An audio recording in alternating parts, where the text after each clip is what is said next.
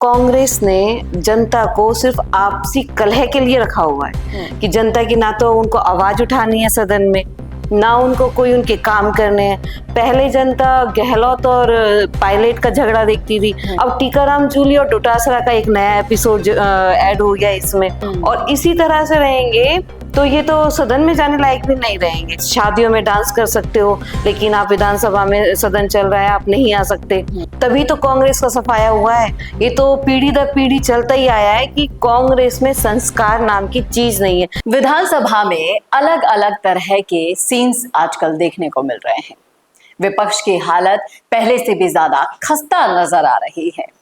पहले पायलट गहलोत की आंतरिक कलह से जूझ रही थी और अब विपक्ष की जो जिम्मेदारी है वो भी नहीं पूरी कर पा रहे हैं, क्योंकि अब जो कलह है वो हो चुकी है टीकाराम जूली और डोटासरा के बीच में।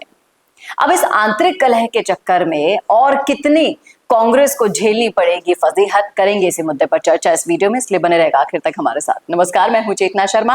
आप देखना शुरू कर चुके हैं संवाद भारत का भारत के लिए, और इस मुद्दे पर चर्चा करने के लिए मेरे साथ आज स्टूडियो में मौजूद है बीजेपी की कार्यकर्ता सरिता मित्तल जी। मैम, आपका बहुत बहुत स्वागत है। जी धन्यवाद। मैम, जिस तरीके से हम सभी लोग सदन की कार्यवाही को देखते हैं तो एक जो स्ट्रॉन्ग विपक्ष होना चाहिए था, जैसी बड़ी बड़ी बातें करी थी इन्होंने, थे हम जनता की आवाज को उठाएंगे, लेकिन कहीं ना कहीं एक माफी मांगने की बात को लेकर डोटासरा सदन से गायब हो गए हैं। जब से टीकाराम जूली ने खुद ने तो उन्होंने माफी मांगी भी नहीं, टीकाराम जूली ने उनके बिहाफ पर माफी मांगी तो वो तब से ही नाराजगी जाहिर कर रहे हैं।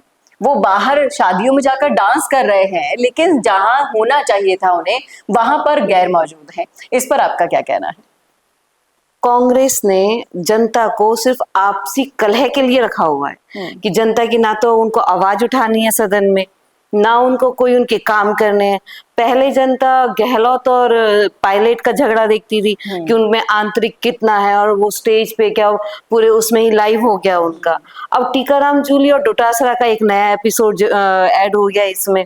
तो जनता तो सिर्फ इनके आंतरिक कलह को देखने के लिए ही बनी है, इनको काम नहीं करने हैं। इनको सिर्फ जब वोट लेनी होती है तभी आते हैं, उसके बाद वो नदारद हो जाते हैं।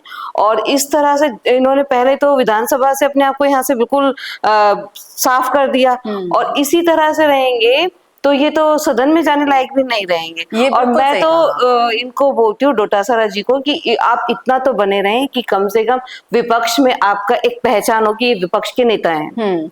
एक समय था मैम जब इन्हें बेस्ट विधायक का अवार्ड मिला था, वो समय अलग था, आज का समय अलग है। जो इन्होंने अपनी भाषा शैली में परिवर्तन किया है, जो निम्न स्तर को इन्होंने छू लिया है, आपको क्या लगता है कि बेस्ट विधायक क्या ऐसे होते हैं जिसमें भी उनको प्राउड है कि जनता ने मुझे चुनकर भेजा हुआ है? अगर जनता ने आपको चुना है तो आप बोलते क्यों नहीं उनके लिए? जनता ने चुना है तो जनता गिरा भी सकती है। जनता को आप इतनी भोली भाली मत समझो कि आप कुछ भी करें और जनता चुपचाप रहेगी। जब आप अच्छे थे तो जनता ने आपको अच्छा भी बोला, और आपको वसुंधरा राज में बेस्ट विधायक का अवार्ड भी मिला है, तो कम से कम उस अवार्ड की थोड़ी सी लज्जा रख लेते। आप शादियों में डांस कर सकते हो, लेकिन आप विधानसभा में सदन चल रहा है, आप नहीं आ सकते। तो ये आपकी सबसे ज्यादा नाकामयाबी की एक पहचान है कि आप दूसरी जगह जा रहे हो। आपका जो काम है, एक नेता का काम होता है जनता की आवाज सदन में उठाना। आप उसी काम को अगर पूरे ईमानदारी से नहीं करेंगे तो जनता आपको अस्वीकार करेगी। जी, बिल्कुल सही कहा आपने। जनता की आवाज को सदन में उठाना, जनता की आवाज को वो सड़क पर भी उठा सकते हैं। अब किस बात का इंतजार कर रहे हैं नहीं पता। बार बार आप देखिए ना, लाइमलाइट में आने के लिए कभी किरोड़ी लाल मीणा को टारगेट कर लेते हैं, कभी सरकार की कार्यवाहियों पर उनको पर्ची सरकार कहकर उनको टारगेट कर लेते हैं।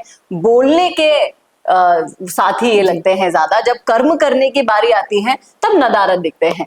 तभी तो कांग्रेस का सफाया हुआ है। ये तो पीढ़ी दर पीढ़ी चलता ही आया है कि कांग्रेस में संस्कार नाम की चीज नहीं है। संस्कार होते तो डोटासरा जी सदन में इतने अभद्रता से तो नहीं बोलते कि वो स्पीकर को भी कुछ भी बोल रहे हैं। स्पीकर सदन में सबसे ज्यादा मान्य होता है।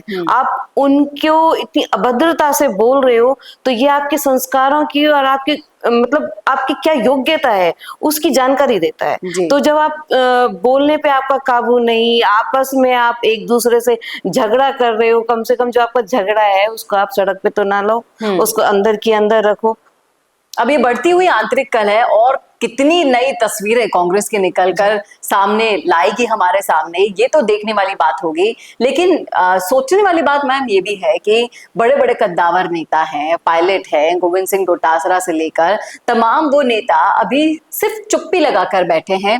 जब घेरने की बारी आती है तब नए नए, जैसे दादी वर्ड पर इन्होंने 7 दिन गतिरोध कर दिया। अभी जो सदन में हुआ, रफीक खान रो पड़े। ये अपनी ही विधायकों का फेवर नहीं ले पा रहे हैं, दूसरों का क्या, जनता का क्या करेंगे, यही एक बहुत बड़ा सवाल निकलकर सामने आ गया है। ये सबसे ज्यादा तो क्या है कि कुछ करने को नहीं है ना, जो जैसे कहते हैं ना, दिमाग से विचलित हो जाना। और जब विचलित इंसान उल्टे सीधे काम करता है, यही कांग्रेस के विधायकों के साथ हो रहा है कि ये बिल्कुल विचलित हुए पड़े, इनके पास करने को कुछ भी नहीं है। ना तो इनके पास कोई मुद्दे हैं जिनको ये लेके उठाएं। ये दादी शब्द, मुझे तो ये समझ नहीं आ रहा, इतना संस्कार का जो शब्द है दादी, उसको लेके वो हंगामा कर रहे हैं, सदन को रोक रहे हैं। तो चाचा जी को कहलाया, नेहरू को चाचा कहलाए, इतने बरसों से आज भी उनको चाचा के नाम से ही पहचान है, तब क्यों नहीं हंगामा किया?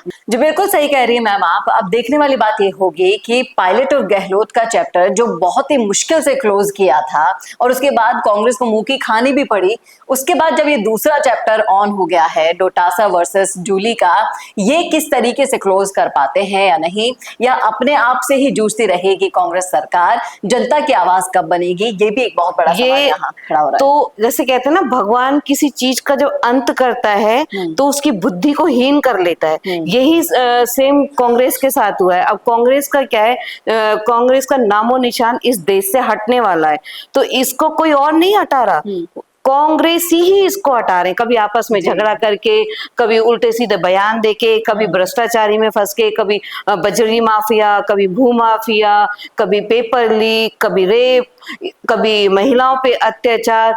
इनके कहते हैं ना, जब पाप का घड़ा भरता है तो वो फूटता ही है। सेम यही कांग्रेस के साथ हो रहा है कि इनके अत्याचार, इनके पाप इतने बढ़ गए, खुद ही इसको सफाया कर देंगे। जी, अपनी सफाई की जिम्मेदारी खुद कांग्रेस पार्टी खुद ही होगी। ये बात आपने बहुत सही कही है और आने वाले समय में ये बिल्कुल सिद्ध भी हो जाएगी, इस बात में कोई दो राय नहीं है। मैम बहुत बहुत शुक्रिया इन मुद्दों पर अपनी राय रखने के लिए। क्या कहते हैं आप, आपकी क्या राय है इन मुद्दों पर? आप भी लिख सकते हैं कमेंट बॉक्स में। कैसा लगा वीडियो ये बताना ना भूलेगा और ऐसी और वीडियोस के लिए देखते रहिए संवाद भारत का, भारत के लिए। नमस्कार।